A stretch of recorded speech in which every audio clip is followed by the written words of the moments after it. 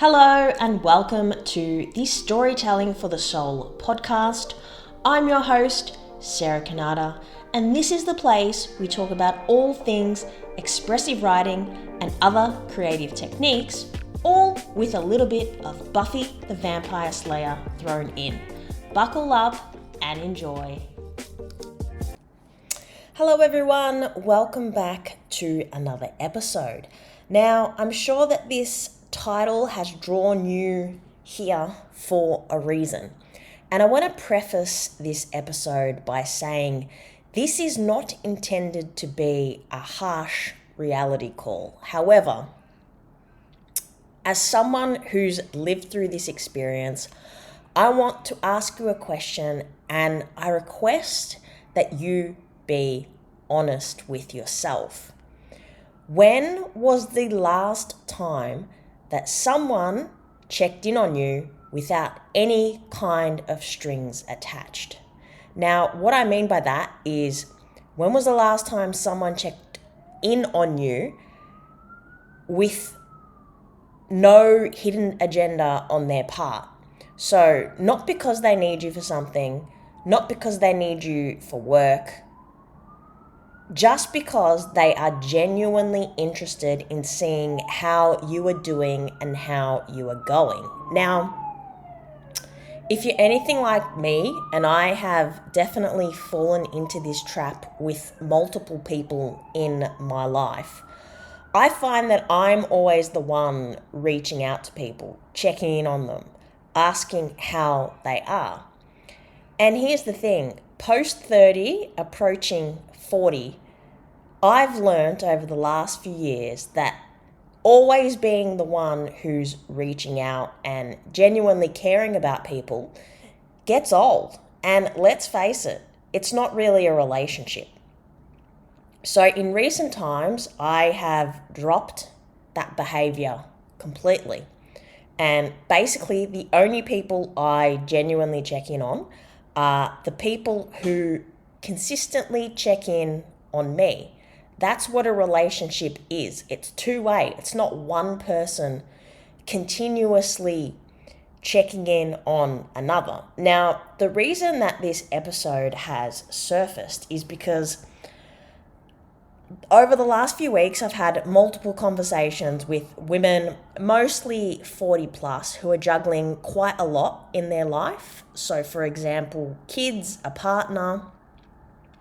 Some of them had elderly parents.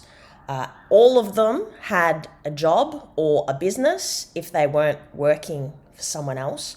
But all these people prioritize themselves last. And I want to record this and ensure you that prioritizing yourself last isn't the best way to move forward, because reality is, if you run this little experiment and honestly run it, try not communicating with anyone for 2 to 3 weeks and see who reaches out to you first. Now, if you're anything like me, because I have run this in the past, basically I can count the number of people on one hand. So if you do this little experiment and find that very few people or even no one reaches out to you first, there's nothing wrong with you. It's just the way of the world. People, and we're all guilty of this, we almost live in our own little bubble and we prioritize ourselves. There's nothing wrong with that. However, what I'm trying to encourage you to do is to do the same thing and to encourage, or prioritize, not encourage, rather, yourself. As in, if there is something that makes you genuinely feel good, incorporate that into your routine as often as you can. Even if that means not doing something for someone else or having to say no to something. It's not selfish, it's purely survival. And obviously I'm speaking here as a person who's single and has no kids. So I don't mean to sound tone deaf, because obviously prioritizing myself at this position and with my circumstances in my life is a lot easier than someone who has children, someone who has a partner, someone who has elderly parents. I totally get it.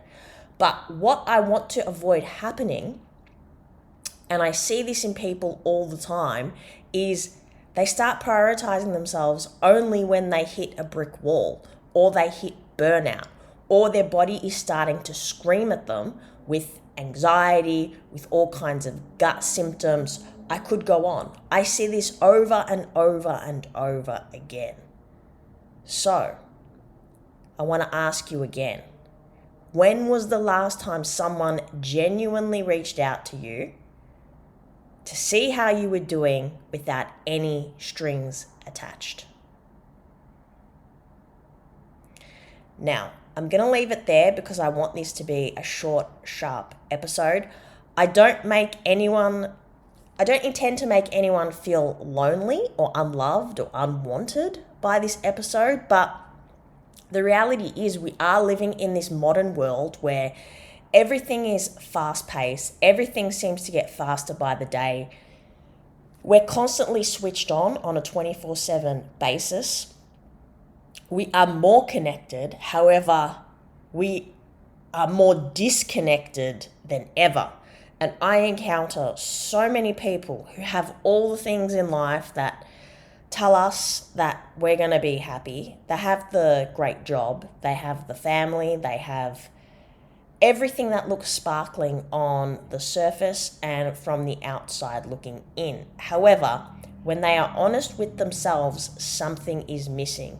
There is a gaping hole, and you can't fill that hole with anything external. You must start looking within and filling your cup.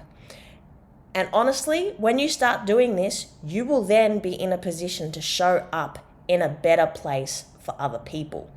That's been my experience, because often what was happening before is, yes, I was reaching out to people and I was genuine, but I got frustrated and almost angry that they wouldn't do the same for me.